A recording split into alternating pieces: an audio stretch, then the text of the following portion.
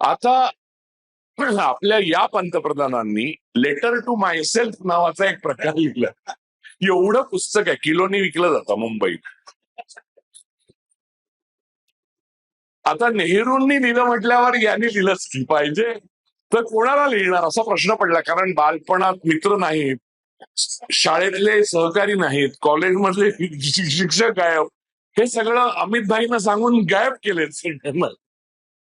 म्हणजे मगाशी हा जो सांगत होता ना की हे करायचं नाही, जाओ जाओ नाही तर जाओ अशी चिठ्ठी येत नाही. अमित भाईने बोलाय देणे का नाही, असं आहे ते.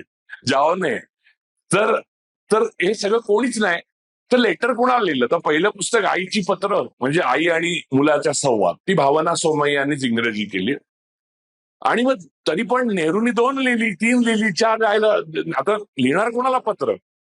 घरचे तर काही आपण पत्र ऑन करणार नाही, भाऊ सांगायला लागतील की मला कोणतं पत्र दिलेलं नाही. त्यांच्या भावांना मी ओळखतो सगळ्या. तर ते स्वतः लेटर टू मायसेल्फ, अरे